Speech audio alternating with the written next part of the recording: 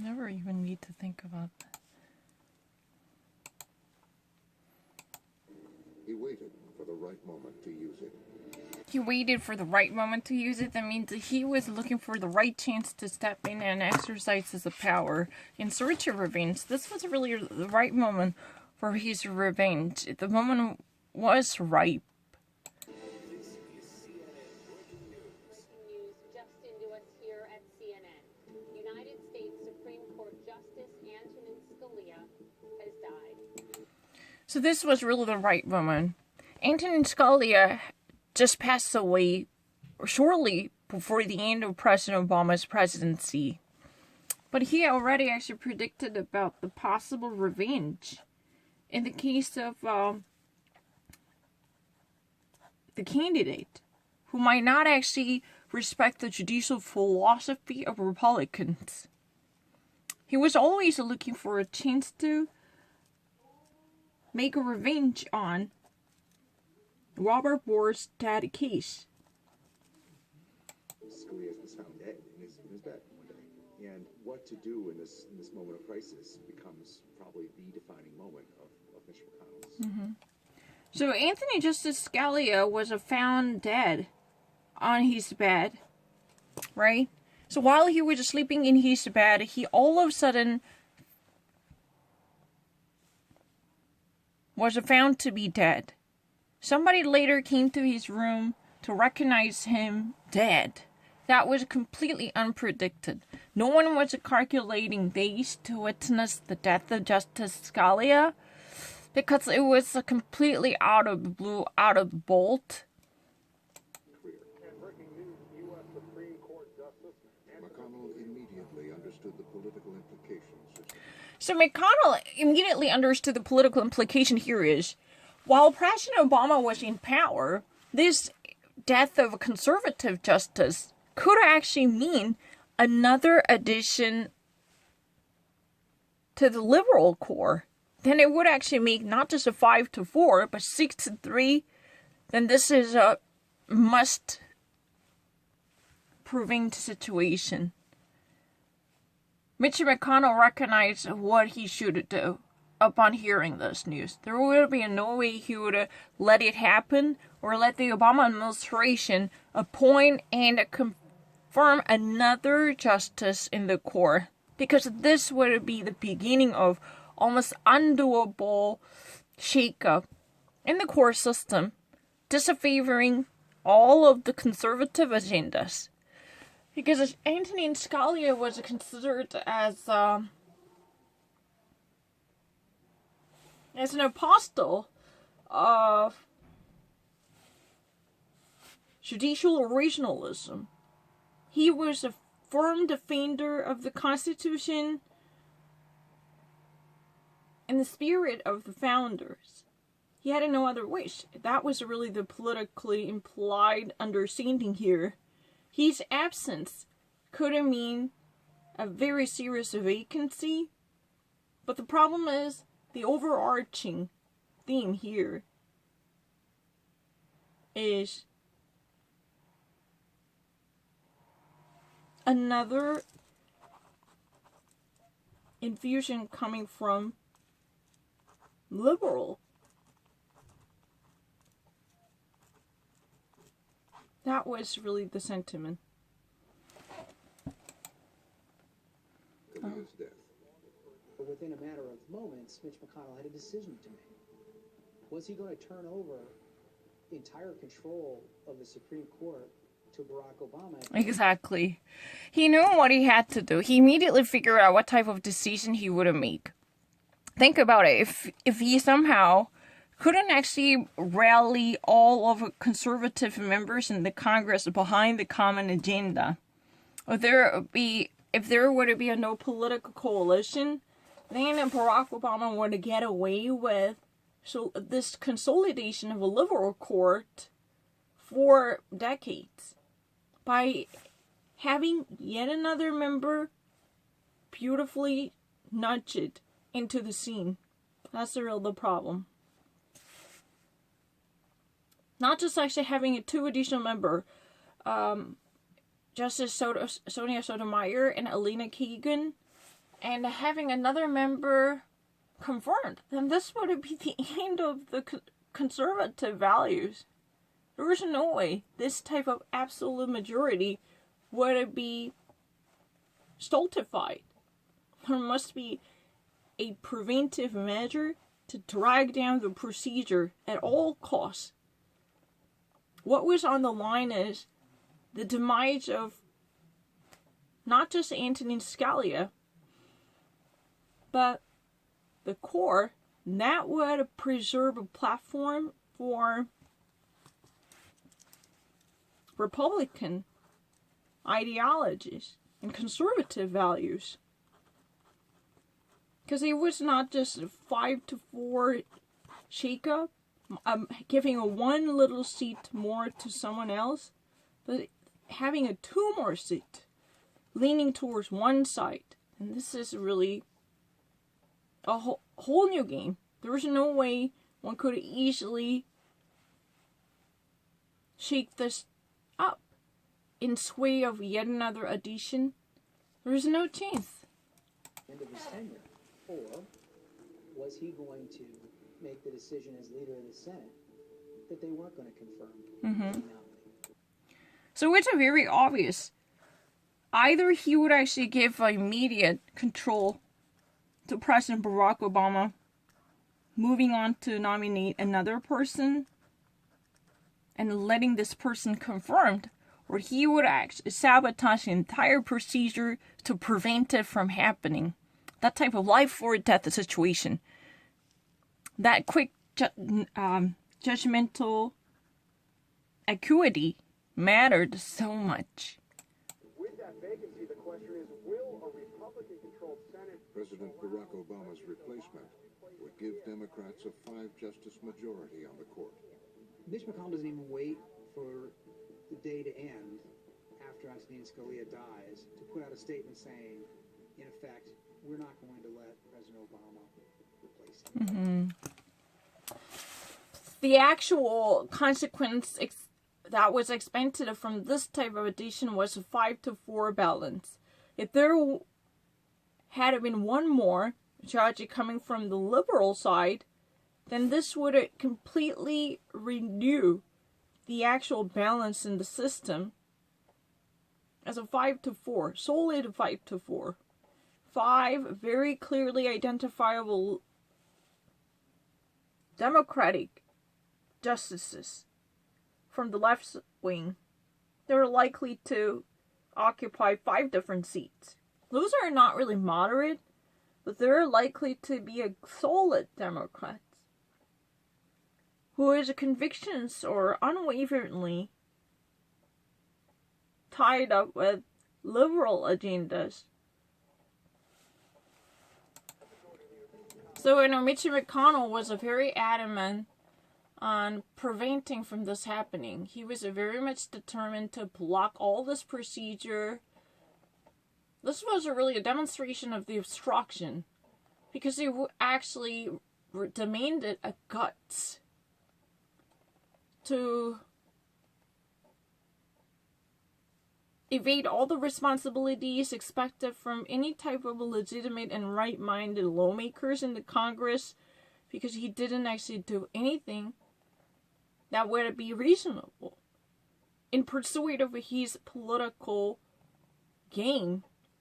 All he minded at the point was simply obfuscating logic and to defy what's right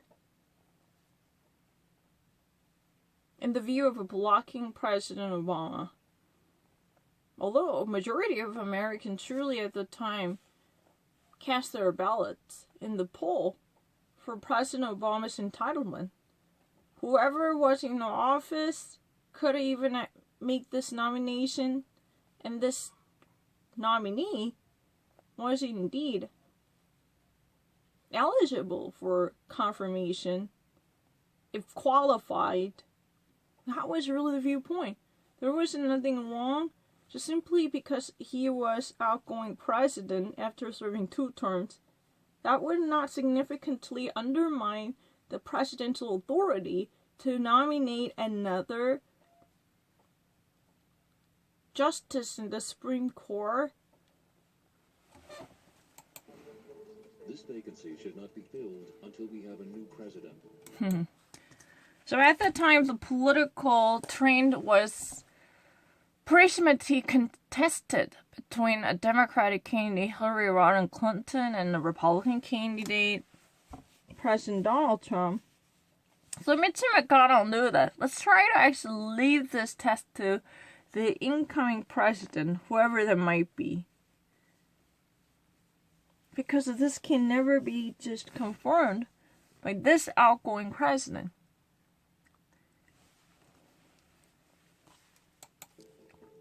He points to the fact that they're in the last year of Obama's term, and that's why they shouldn't have this seat filled, as if somehow or another Obama's presidency ends before January of 2017.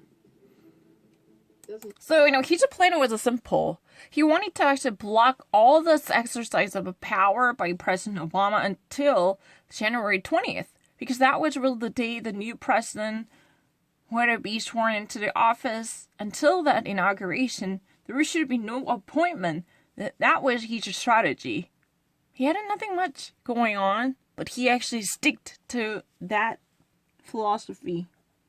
And it was really the immediate repost, right?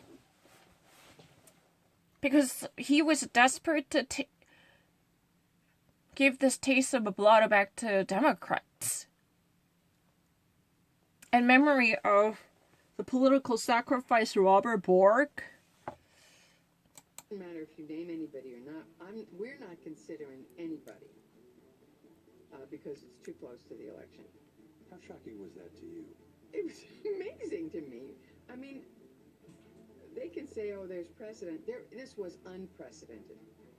It was really unprecedented. From even as a seasoned core reporter, Nina Tottenberg said that this was completely unfounded because they just simply acted so unilaterally to handcuff the sitting president, citing the reason that he was just steps away from retiring from his seat. He was just within a stone to throw distance before he actually steps down from his seat. That was really the reason. And that way, they just simply locked him in. They actually made him a lame duck, even though he was so beloved by American people. The regular folks truly authorized President Obama to nominate another core appointee. That was okay because that was the presence of power, and we believe the sitting president could do that. That was the sentiment of the people. But the core, not really the core, the Republican Senate majority completely obstructed that legal procedure, guaranteeing the Constitution, because they couldn't afford that. That was a nightmare. To have a 5-4 majority, which it could eventually be a 6-3. That's really the reason. By adding one more, it would actually give a solid 5-4 majority to Democrats. A half weeks after Justice Scalia died, today President Friendly Obama crowd in the Rose Garden there as President Obama. With 10 months left in his presidency, Obama was undeterred by McConnell. Today I am nominating Chief Judge Merrick Brian Garland to join the Supreme Court. So President Obama still actually had a 10-month this before the retirement, technically, before he actually removed himself from the presidency. He still had 10 months to go. That was really the reason he nominated Chief Judge Merrick Brian Garland to replace late Justice Antonin Scalia. Because he was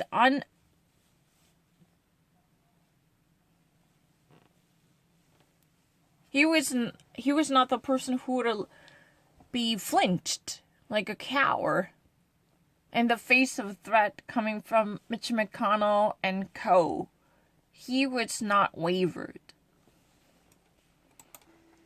President Barack Obama's thinking at the time was that by nominating Merrick Garland and putting forward a candidate that he thought was qualified, that he might have been able to persuade senators to lean on Senator McConnell to allow the confirmation hearings to go forward.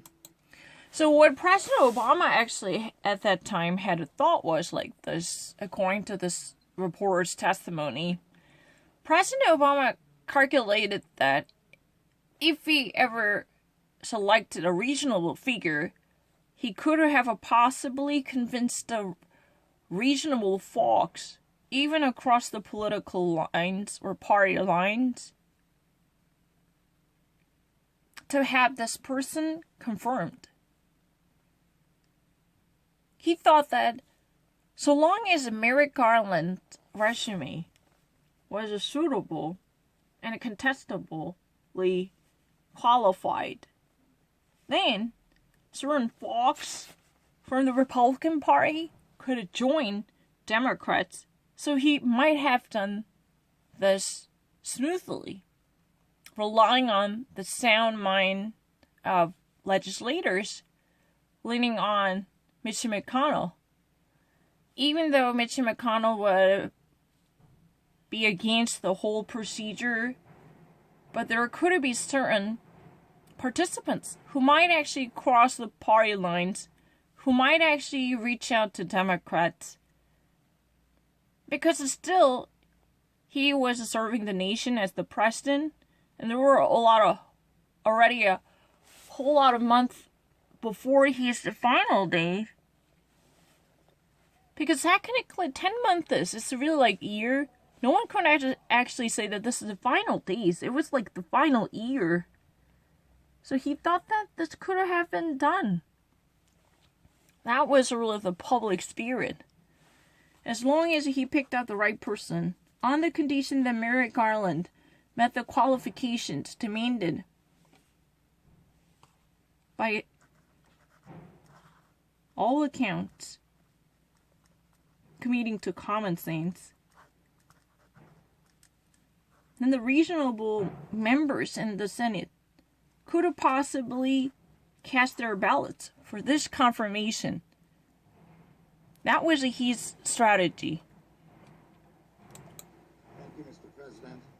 This is the greatest honor of my life, other than Lynn agreeing to marry me 28 years ago. This is a greatest honor of his. It's just like, his wife, somehow agreed to marry him. That was probably the only exceptional case. So in addition to that, this is really the most honorable moment of his life. He was completely overwhelmed with his emotion. He had a lump in his throat. He couldn't swallow it. It's not really a public outcry or sobbing, but it was really like very emotional moment. Here is a man of distinguished education, distinguished background. This is the kind of person that should be on the Supreme Court. Right. He, by any standards, he literally met the descriptions expected from a Supreme Court justice. He was educated by the best public and private institutions, and he literally had built up his resume that would have no hair fallen out of line, that type of perfect curriculum vitae would be somewhat difficult to be scored.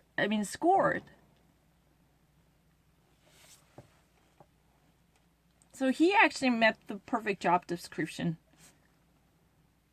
By any sense, he's a moral background, or he's a career track, or educational history, and everything. And if it's Obama who's president, I was thrilled that he was appointing someone like Merrick Garland. Joe Biden. And he said that if you was Obama, if you were Obama, and someone was appointing a person like Merrick Garland, that would be a great choice. He'd be thrilled, because this would be a very powerfully compelling case. If you really wants to sell your product or sell your nominee, he would be almost like near impeccable choice you could ever present to the Senate. Because he actually had such an history that might be commonly traded for the job description of a Supreme Court justice. Now Vice President would work his connections in the Senate to try to win over Republican support. Mm-hmm. And the Vice President Joe Biden tried really hard to score more of Republican senators using his connections. As we all know, Joe Biden was a longtime Judiciary Committee's member, and he once upon a time was chairman of that committee. And later he moved on to be a stature in the Foreign Relations Committee, if my understanding is correct. He actually was well networked with the Senate members.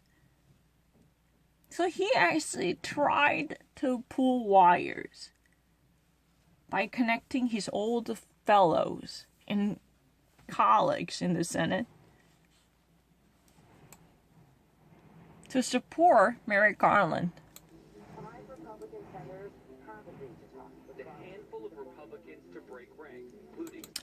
It's really amazing. 5 Republicans already actually agreed to talk to him, or even different Republican members, rank and file Republican members, break the ranks. That means that they actually decided to even have a conversation with this Democratic choice. Because Merrick Garland was a person who literally embodied the perfect profile for the Supreme Court judgeship. So that was reasonable and convincing enough to recruit many of the folks, even from the enemy side, to have a decent conversation. That kind of common sense was still seemingly acceptable on the Senate floor. Yeah, because Pat Toomey or different type of Republican members just simply couldn't resist this type of appeal to reason. Yeah, it was reasonable. McConnell had a mini revolt on his hands. So McConnell faced this type of a tiny revolt. That means, McConnell definitely saw this as a threat to his power. These deserters decided to teach party loyalty. You guys try to act on your own way. There is a sense of fidelity, but you're actually breaking away from it. If you ever actually talk to Democrats, or if you ever actually try to cross the party line, then you guys are deserting this allegiance like this. This is a revolt from his perspective. So he should actually strengthen his logic to block President Obama's nomination by all accounts. But what would be his strategy? Just simply say no. This would never be done because, this president is outgoing. You know what? It would be only a matter of a month. We would have a new president. Let this new president have a choice. I met with Merrick Garland. I liked him. It's a person who would have gotten 98 votes or 100 votes in the 1990s. So, this formal Arizona governor, Jeff Flake, you can say both the way, he actually met Merrick Garland. In the previous nomination in the 90s, he actually, scored a 98 or 100. He was a really likable person.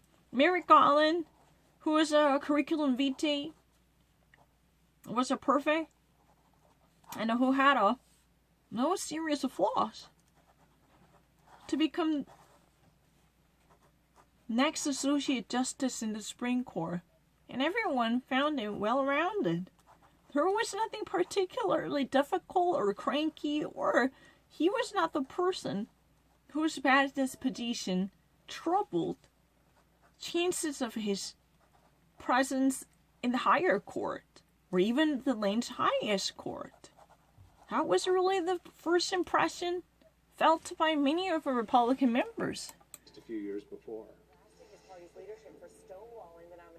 To not even allow the Judiciary Committee to hold a hearing on his nomination just did not sit right with me.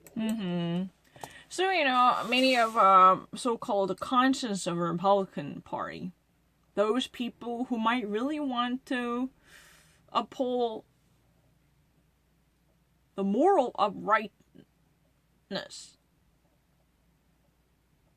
and the righteousness, regardless of a party loyalty and identity, felt a little bit queasy about this whole blockage. It was nothing but stonewalling. This culture of obstruction was a part of Republicans, starting from the Tea Party, and Mitch McConnell even introduced this agenda to the court nomination. Simply, there was no single hearing was held in the Judiciary Committee, but even a very senior member of the same organization called this not right. Susan Collins just said that it didn't really sit well with her. That means not offering one single chance to have his voice heard with this type of legitimate qualifications and eligibility for the job simply didn't sound right. Something was so uncomfortably distorted here. The narrative pitched by Mitch McConnell to stonewall the entire process by offering no one chance for Merrick Garland in the Judiciary Committee was really corrupted. This would be only thinkable. Maybe this could be a racially connotated discrimination. Probably. Maybe Mitch McConnell didn't really like President Obama at all.